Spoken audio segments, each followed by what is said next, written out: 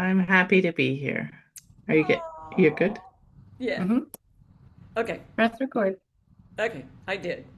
Okay.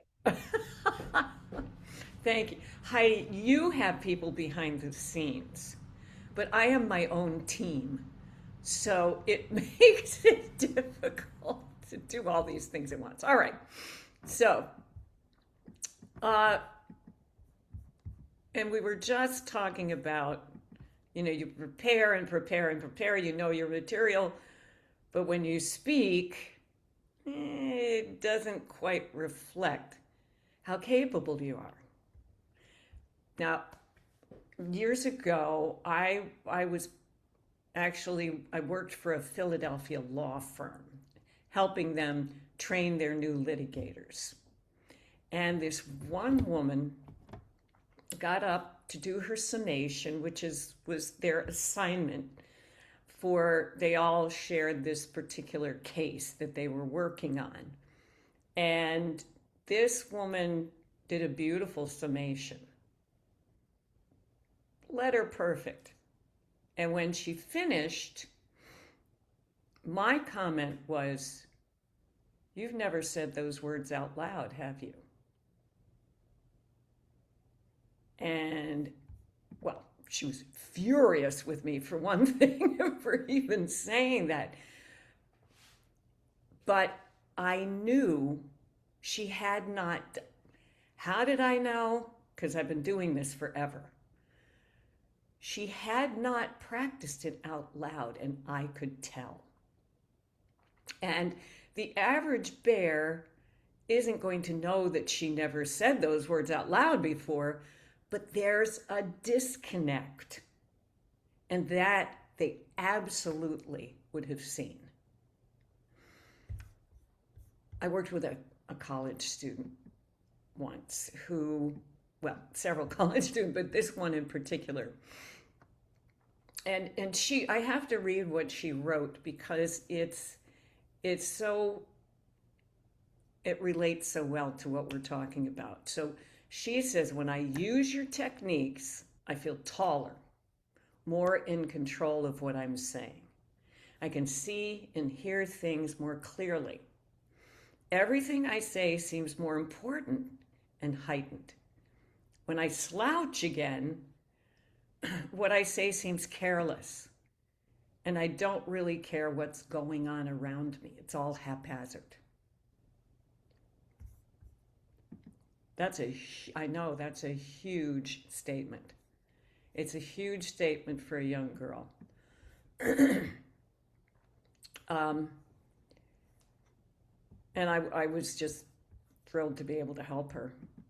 So I'm going to share with you my silly 30-second commercial that I do in a networking event sometimes. It's a nice demonstration of where we are going. Hi, I'm Sally Morgan from Endicott, New York. And this is how we talk in Endicott, New York. Yeah, I'm a speaker development trainer, and I can help you transform your public speaking presentation skills into your most valuable asset and your most powerful branding.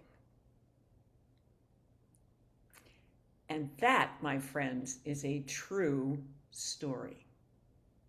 That is where I came from. Okay, so I had a little fun with exaggerating the voice, but still, that's where I came from. And that's the work that I did to help myself get to where I am today. And what I want to know, and we can all talk with this, what changed? I mean, during my intro is my body language, my voice, etc. But what I'm curious about is what changed about your perception of me. Because this is why you all would commit to doing this work, is because of how it changes others' perception of you. Do you have any comments on what changed for? Yes, okay. I didn't believe you at all. Oh, I was like, if that was the Sally Morgan that I met at a networking event, you would not get referrals. yeah, yeah, definitely. Yeah. It was a rough start, I will say. Anybody else have a comment about that? No. Okay. Well, I've watched this happen with clients that even their own family, I don't know who you are because they change so much. And it's a change that's positive and it makes a huge difference in people's lives. So today is about matching your presentation package, I'll call it, your voice, your body language, expression, presence, your professional expertise is what we need to match to. Your intelligence, your capability. Because if there's not a match, Laura, as you saw, there's a credibility gap. The disconnection of the elements of speech, the real reason a message doesn't land, well, it can begin with your self-image and the things you tell yourself. You know that nyam, nyam, nyam, nyam, nyam in your head? What if it's saying to you, well, no one wants to hear about what you have to say anyway? Whoa, that can really get into your body. Say that to yourself right now and feel what happens in your body. Nobody wants to hear what I have to say anyway. Yikes. Now, tell yourself, I am fabulous. And notice the difference in how you feel and what happens with your body language. Now, I can give you many, many techniques, and I will share some of them with you. These techniques will help you align your body, to connect with the breath, to your speech, to speak with conviction and authority and clarity. And all of the techniques, when practiced, can help to change your self-concept over time. Self-concept. I have a client who wants to speak with more authority and confidence. And sweet young man. And he told me that speaking with authority, because we got him there, feels like he's jumping off a cliff. That is because his self-image is of a soft-spoken gentleman, which he is. But bless his heart, he trusts my guidance and he keeps speaking with authority, and he has gotten more and more comfortable with his own strength. And everyone has that strength within everyone. The process has to be accepting that you have that power within and then finding how you can set it free. Now, right now, I would like you all to unmute one at a time. Well, you can all unmute because there are so many of us here, it's not going to bother. And tell me your name and what you do for a living. Mm. Go ahead, Laura. I'm trying to remember all the things you taught me before. Okay. It's really hard to find. Um, my name is Laura Lake, and I speak on courageous connection. Cool. All Yeah. right. And Majnu, or My did name I is say that Mijanu. wrong? Mijnu. Sorry. There we go. My name is Mijanu Mosher. I am about to start a training program and doing therapeutic coaching. Ooh, nice. And, dear Heidi, Hello, I'm Heidi Dunstan. I'm a certified grief educator who teaches people what to say and not say to somebody who's grieving so we don't lose the legacies of those we've lost. that gives me goosebumps. That's beautiful. That's beautiful. All right. So now we're going to go into some training and just keep those introductions in mind. Like what you heard from other people and how you heard yourself speak. So we're going to start with posture. It is an element of body language. When you walk into a room, your body language speaks immediately. Maybe someone says to you, man, you look so tired or sad or angry. Your body language told them. So it's also the most important element for us today, because not only does good posture give you a look of confidence, it also is essential for a powerful voice. And when I say a powerful voice, I don't mean loud. I mean a voice that is grounded in your body and that projects out into the room or into the microphone, whatever it is that you're doing. So here we go. Both feet flat on the floor. Feel your bottom in the chair. And press down on your bottom to straighten your spine. Ah, nice. Now, open your heart space. Breathe. Now take a moment to work from the core of your torso and think about expanding. Just take up more space and more energy. And while you're messing with that, just feel it in your body. I want to tell you a story about a woman when I was giving a workshop. It was a tiny, tiny little Asian woman. And she came up front and said, I feel invisible. People don't see me, they don't hear me, and I don't know why. Well, I had her do this exercise in front of the whole group. Just think of expanding, expanding, and taking up more space and energy. And the whole room went, because she looked larger, more substantial. And we can all use that a little bit. How does it feel to you all? Is it strange? Is it what?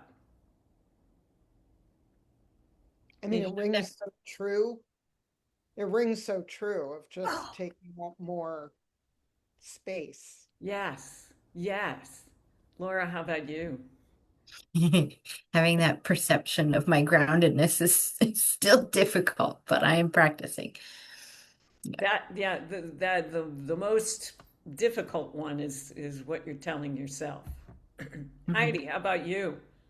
I feel like when I'm kind of hunched over my desk, like that connection between my heart and my head are disconnected. And as soon as I open it up, it's like the two of them get aligned a lot easier.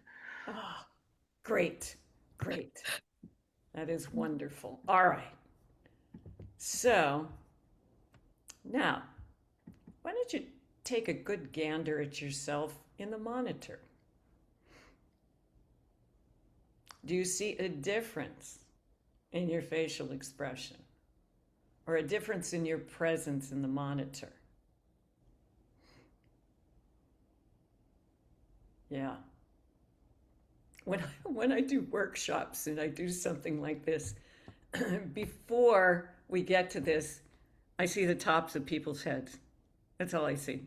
And then they do this, and oh, they have faces.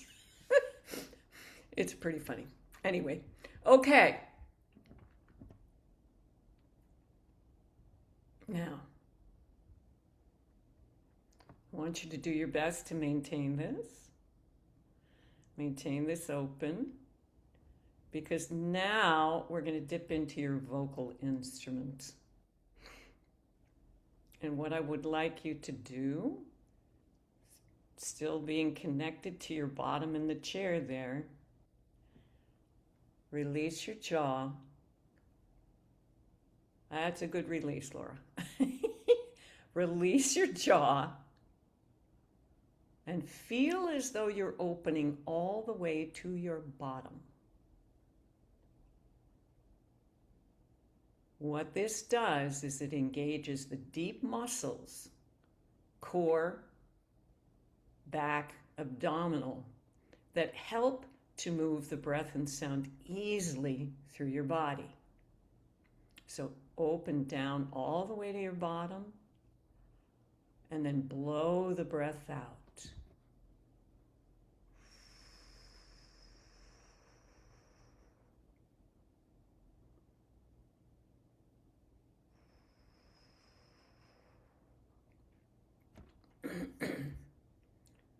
All right.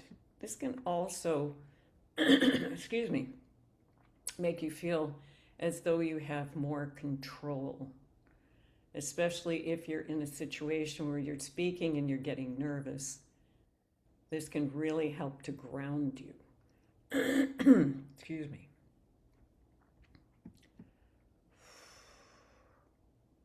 I'm going to give you another one to do, because this is very helpful. I can't help myself. All right, so we're going to do that same inhale. And as we exhale, we're going to exhale saying an F. And I'm going to explain why. Let me demonstrate the F, and then I'll explain it. So, you won't hear much of anything because I'm allowing the breath just to float up into my sinus cavities and nasal passages. Why? Those are our resonators. That's how the sound gets projected out into the room. It spins through there. Excuse me. And for many of us, that space is closed down. So, just this F exhale will open it up. It shows your body a clear path for the breath and sound to follow. So let's all try that. I'm going to release the jaw, open down to your bottom.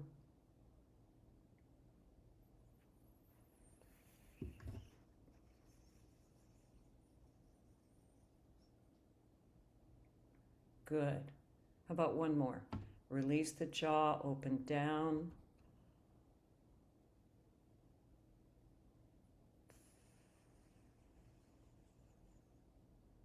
Beautiful.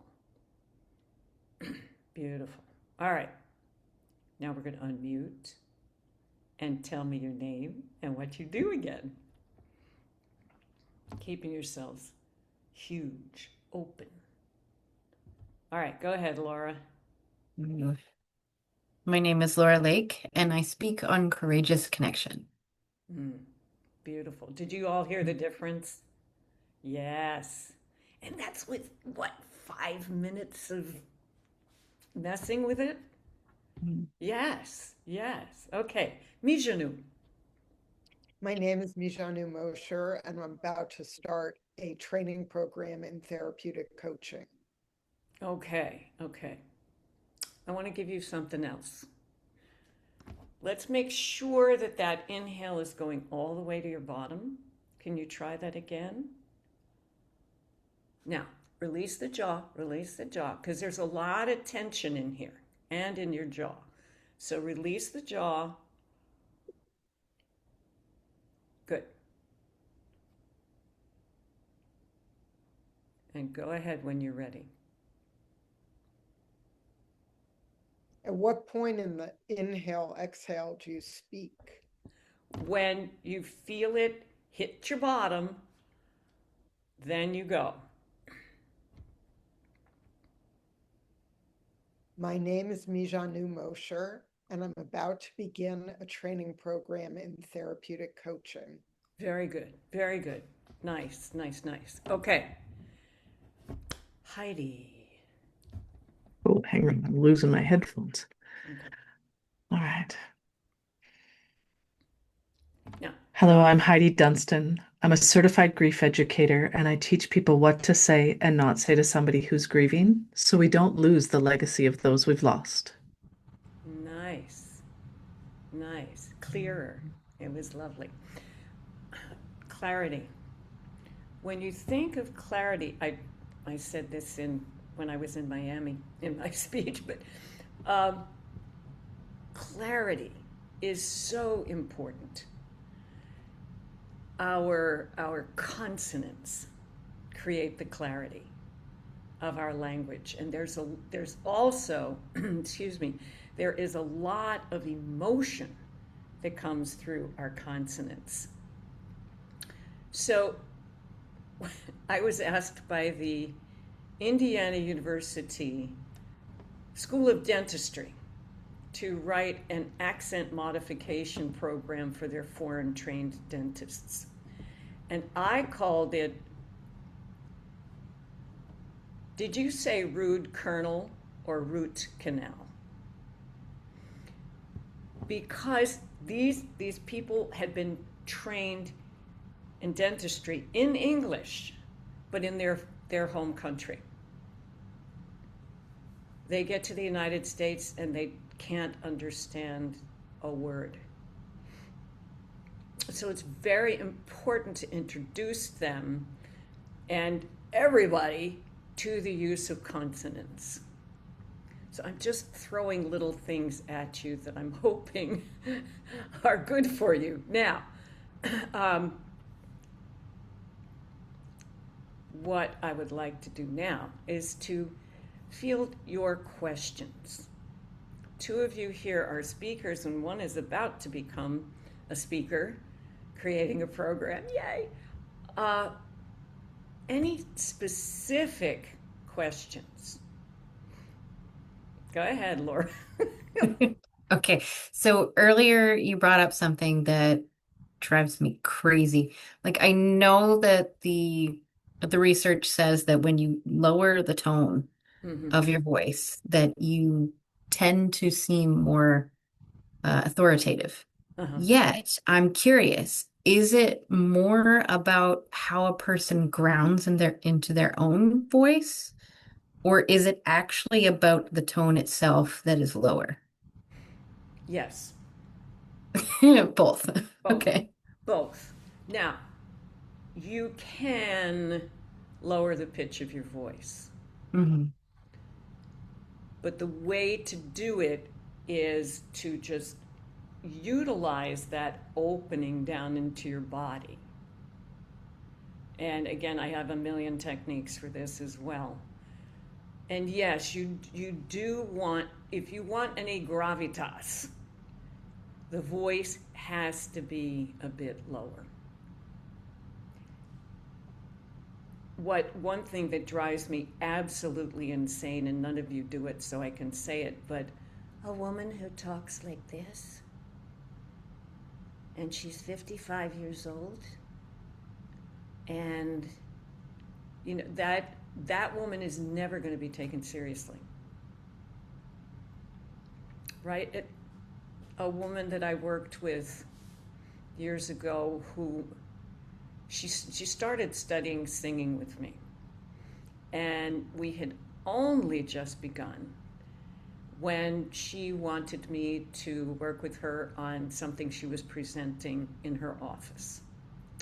And she did have very defeatist body language, and the speech was not clear at all. And unfortunately, we only had a week to work on it.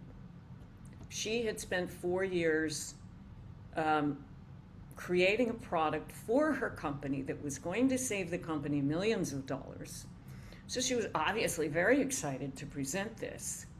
Well, management came to her and said, well, we're going to let that new hire, Charlie, present your product. And he claimed it as his own, and they fired her. Yeah. And this is what happens, particularly to women. But she would, it would have taken me, gosh, at least another 6 months with her to get her, because her self-esteem was so low. And yet, she was brilliant and had accomplished so much. And this is the disconnect that we do not want. Or hopefully we do not want that. Okay? Because I said so. All right. Any other questions? How about modulation of speaking? I mean, my voice is already quite low, so yeah, of how much does that help to be engaging or keep attention to be more modulated up and down? Oh, modulating up and down. Yeah. What the way I look at it is you practice with the voice so that you have all sorts of pitch options. Hi. Hi. One's my best friend. Hi. And the other one's an ex-husband. Bye. But you work so that you have that range of motion with your speech. And then if you are really connected head, heart, body, what you say will dictate the modulation of your voice. Otherwise, you're doing what I call putting frosting on the cupcake. It's not from you. You're putting frosting on it. And you want that modulation to come from what you're thinking and feeling. But first of all, you want to practice to give yourself options. And if I may speak directly to your voice right now, your voice is very trapped inside. It's not resonating and spinning out into the room. It's really trapped in a tight jaw, and so that's what I would, there are lots of things that I would do to help you loosen that all up so you can take over the world. Yeah. Cool. Thank you. Do you have any questions? Yes, Heidi. I do. The feedback I often get is that my message is really powerful, but my face doesn't reflect it. I struggle with facial expressions. Ah. Okay. I usually kind of, a lot of people have a hard time thinking, I think I'm hilarious, Sally, but they sometimes think I'm all business and serious. So, Oh, yeah. yeah. Yeah, my daughter used to say, Mom, you are the only one who thinks you're funny. But I am funny, Sally. That's the problem. yeah, all right. Well, we spoke of head, heart, body. Oh my gosh. Okay, can you let her in, Laura? I had to make you the host, so you're Okay. the host again. Okay, there we go. Hi, Tuan. So, Hello, hello. Heidi, go ahead and ask your question again. I apologize. So the feedback that I often get is I have a really powerful message, but that my face doesn't express it well. I struggle with facial expressions. And I added even just humor. is that if I don't actually add a smile or a little bit of a something in my eyes, people have a hard time. They think I'm always serious. All right. There's a few things going on here. Number one, we spoke of head, heart, body. They're not all connected. If that is happening, if there's nothing showing up on your face, because you don't have a flat affect. I mean, I've worked with people like that, and that's really tough because they just never show emotion at all. But you are very capable of that. So connecting those three would be the key to part of this. The other part is what I see when I do workshops in a corporation. And that is when I've told the story. I went into, it was a commercial real estate company. And they have to give presentations to the customer. They go from the tech people and then they take the message from the tech people to the customer.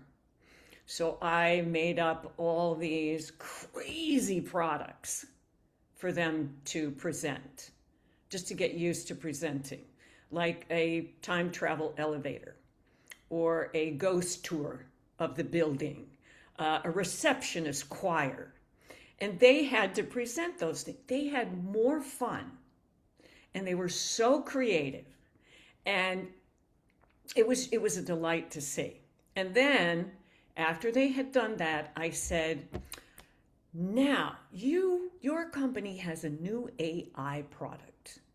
So I want all the teams to go back and prepare a little presentation for us on the new AI product.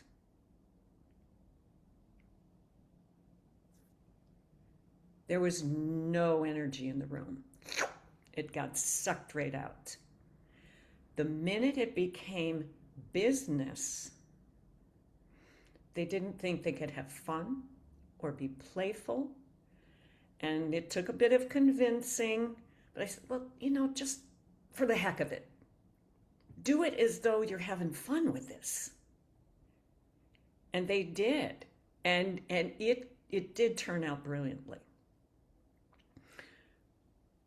But that piece of, this is business. I got to do business. That could be part of it too, Heidi. Yeah, I would say like when I'm in event manager mode, I've been on an event where producing an event live online, and we had to steer a direction. We had to change course, and the MC, it wasn't Laura, was like, Heidi, why don't you tell us about your grief work? And literally before their eyes, my face changed, my cadence changed, my tone changed, everything changed. Like everybody was like, holy, she became human rather than director, right? But I do find like still people are like, I don't know. I think my face moves. My dermatologist says it moves. As I'm pushing 50. But yeah, like I just it'd be especially because I'm talking about something so sensitive in terms of grief and legacy. I mean, there's joy in it, but there's that roller coaster of emotions, and um, maybe some of it is my f fear of being vulnerable, Yes. potentially, to Yes. actually ride that roller coaster Well, with them. I didn't want to bring that up because I know that that's raw for you. Yeah. But maybe you just want to be raw and vulnerable and Yeah. let that Like happen. at Harvard, I had to mop like there was a point where I actually made a mistake and I had to start again, a sentence Yeah. again. And I'm glad because I had to mop up a little bit. I had quite a few really Well, big tears, not just little right. ones. Well, the way to handle that though is when you're practicing, let it go all the way. Have a total crying jag and then jump back in. It's really funny because when I practice, I still cry in the same spot. But when I'm on stage, I cry even more. And I think part of it is because the audience gets activated, Yeah. right? Like Laura's been to one of my talks, and I was, there's not a lot of dry eyes when I speak about what I speak about. And Yeah. so I feel all of that as well. And Amazon doesn't sell the cone of protect my emotions, protect me from everybody else's emotions. I've looked. Yeah, No, no, no. But but that's why people come to see you, Heidi. thank you. They want that experience. So do it. Let it go. All right. Thank you. Yeah, and let yourself go way overboard in rehearsal. Thank you. Thank you. You're welcome. You're welcome. Laura, did you have another question? Um, Kinda, and it's kind of like a comment and a segue from Heidi's because I'm Okay. very much the opposite. I'm very much the facial Mm-hmm. expressions. Like, And my like mind me. goes really fast that I want to say 20 things in 2 seconds, and it just Yes. doesn't work. Uh, but I know that some of my sticking point is exactly the same. Like I feel so much of not just my own feels, but everybody else's feels that I do have to practice. And I do have to feel that feeling so much and so deeply before I do an event that I tend to do power vocals because it forces that out of me and it creates that resonance Mm-hmm. that we were talking about. Okay. Okay. Just to like get it out of my vocal cords or you hear it the Mm-hmm. whole time. Mm-hmm. So my biggest question was in something that is emotionally charged, where we don't always want to be the person crying, which is usually me. How do we ground ourselves when we know that's going to happen? We just don't know like how much it's going to happen. Yeah. Well, you don't know it's going to happen unless you predict that it's going to happen. And okay, again, this is I'll not. bet that Laura will cry. Money's on that for sure. Okay. Okay. Almost Hands always, down, yes. almost always. All right. Well, there are many layers to this. And she's crying now, Heidi. Uh,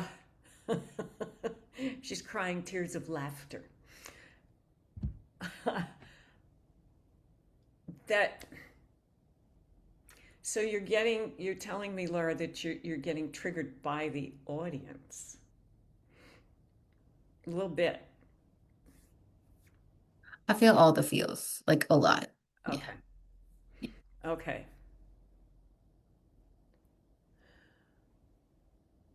Hang on. I'm going into the archives back here.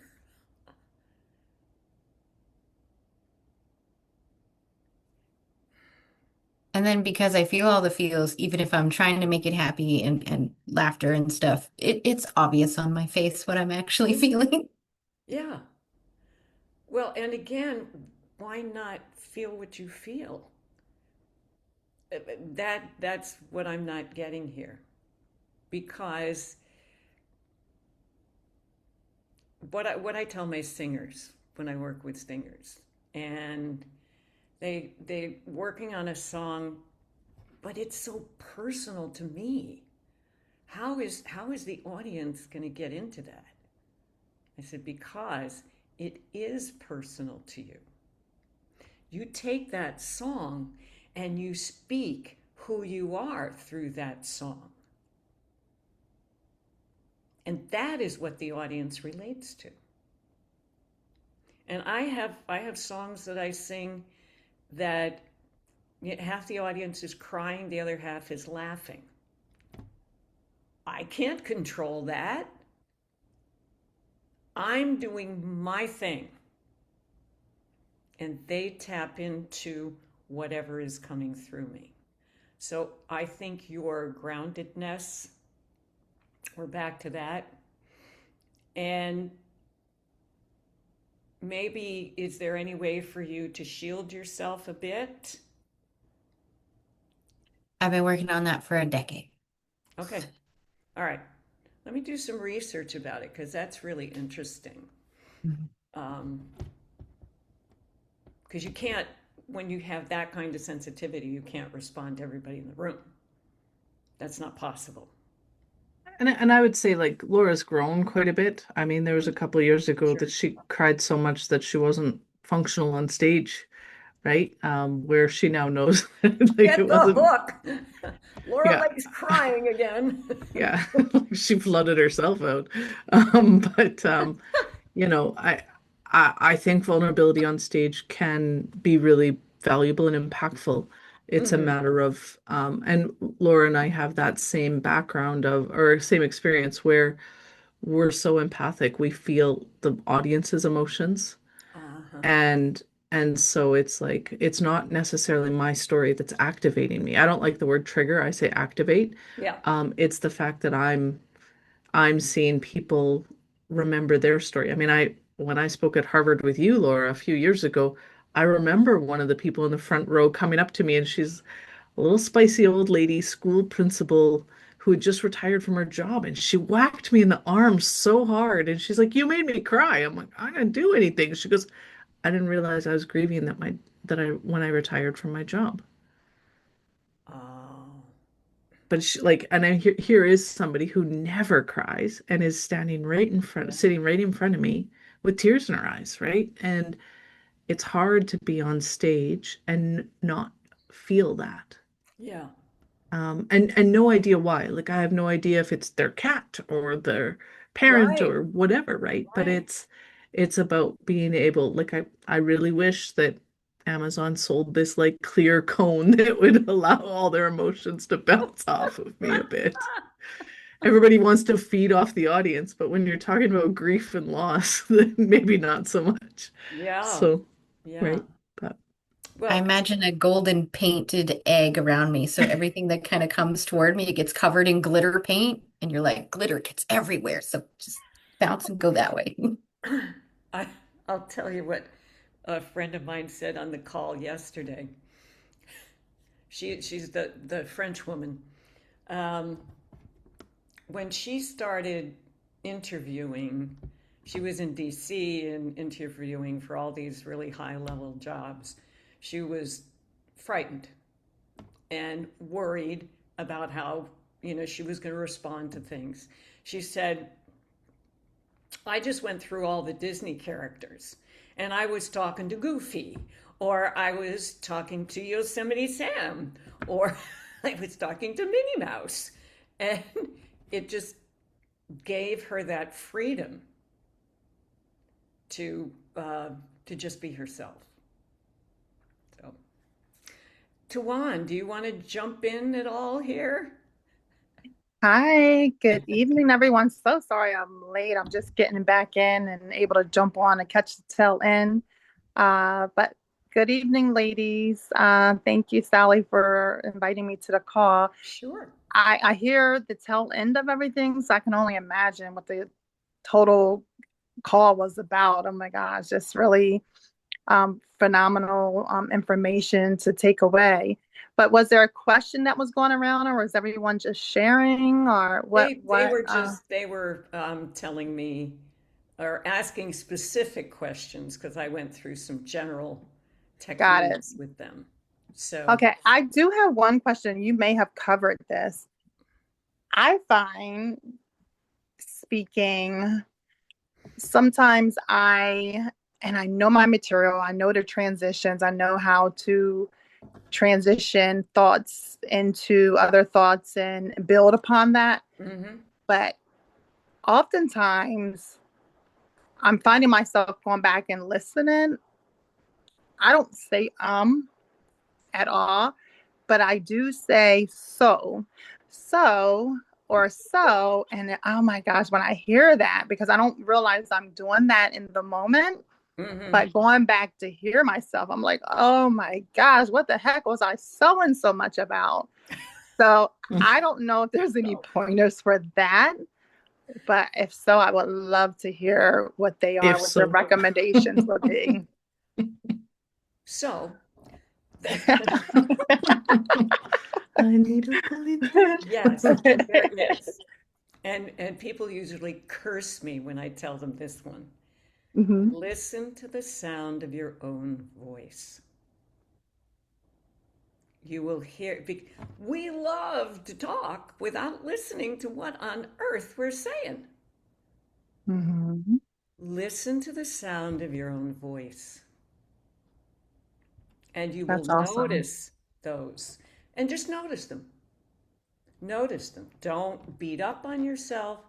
Just notice them. Gee, it's really interesting that I say so much. Hmm.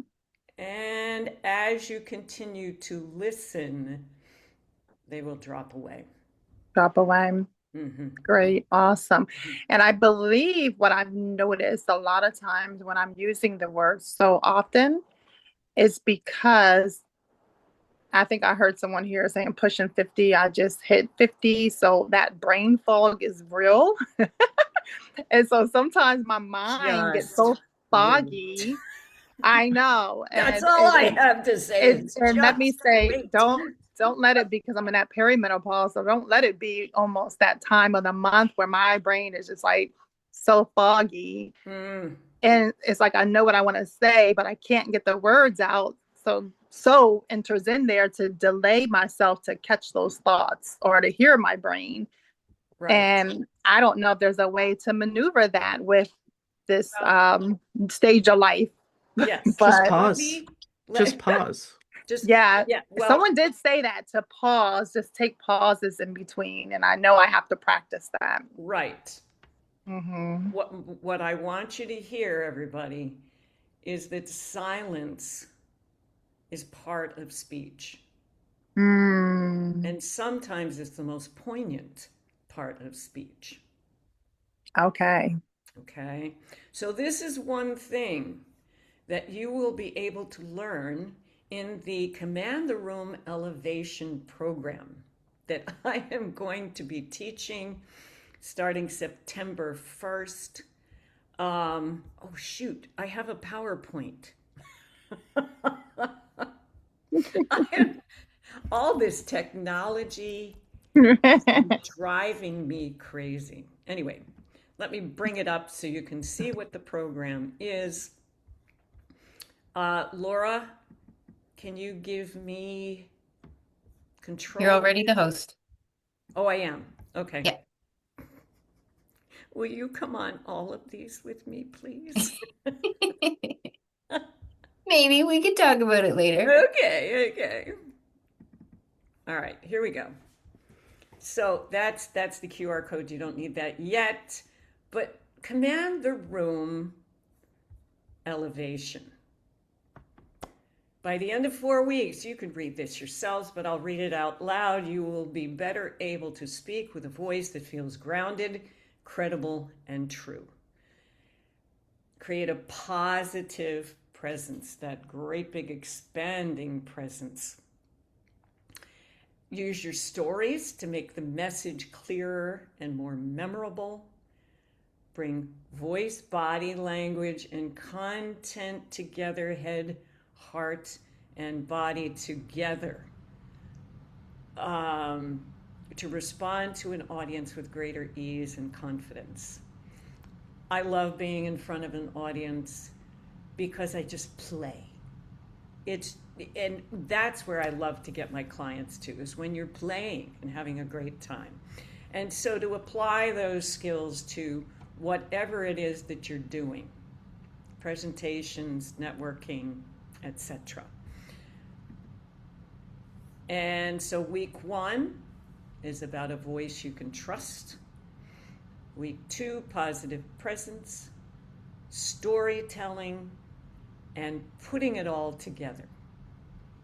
I'm rushing through this because we're out of time, but there is the QR code, and I made it myself, and I'm very proud of me.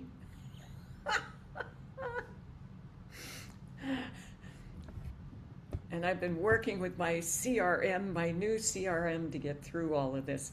But please join me for the class if you feel at all called to do so. I also teach one-on-one, and I have a few different packages for that. If you're really, really serious about your speaking and getting to the next level, that's the best way to go. So if you want to check it out, go ahead and use the QR code and see how brilliant I am with technology. I made this QR code. And thank you. Thank you all for being here. I really appreciate it. And I had a Thank you. good time. This was wonderful. Yes, thank you so much. Thank you for the Thank you so much. invitation, and I will definitely look at that information that you shared. I haven't gotten my email just back to my emails just yet, but I'll Okay. check everything out and circle back to you. All right. Great. Thank you, Sally. I need to jump off, but I Okay, really, Mijno, I know Heidi's gone already. I'm sure she had a short Okay, talk to get to. bye-bye. But bye-bye, Laura. So fun to Yes. see you, honey. Oh, you too. I feel like I'm becoming a master at these little webinars. Yes. Yes. Behind the scenes, just boop, boop, boop. Yeah, you Yeah. should rent yourself out, definitely. That's actually part of my business plan. So Corey's one of my clients.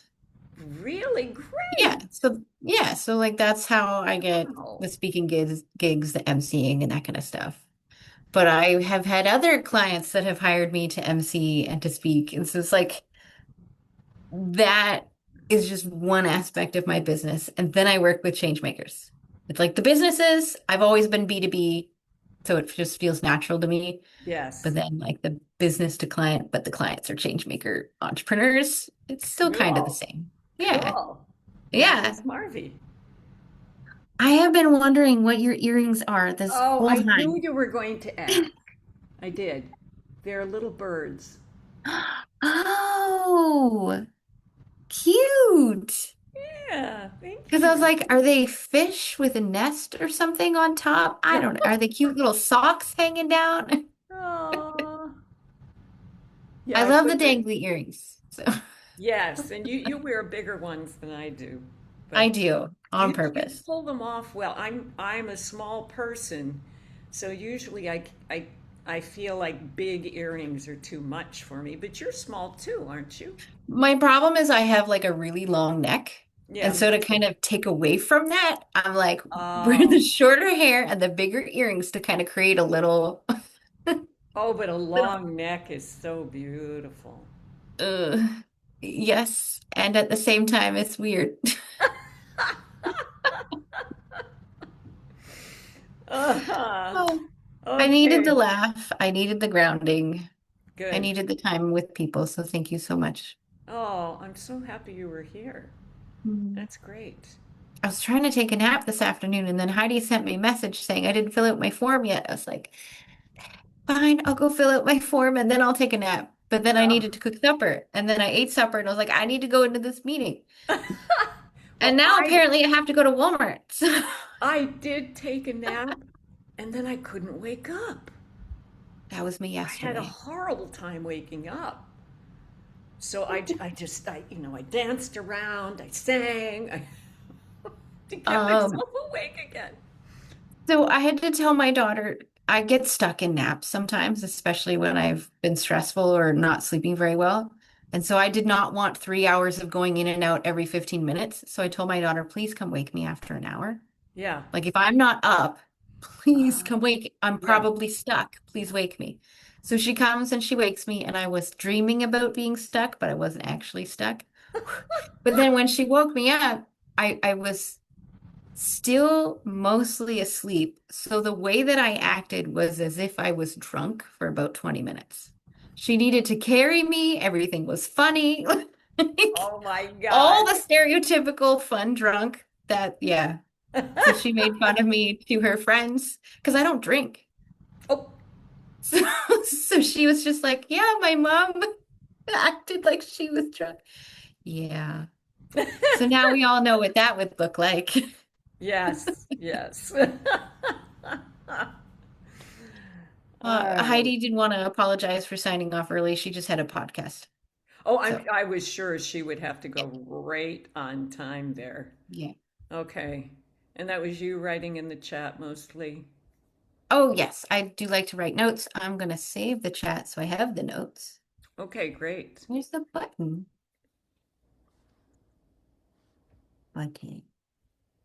Where did they move the button? oh, they move things and then I don't know how to find them anymore. Wish they wouldn't do that because it's Um, so annoying. You get used to it yeah. and then they change it. Oh, it could just be that you don't have it turned on for us to save the notes. I'm just gonna take a screenshot. Oh, okay. Okay. There you go. Absolutely. Okay, that works. Okay. You have a lovely night. Thank you so much, Thank Sally. you. Take care. Bye bye.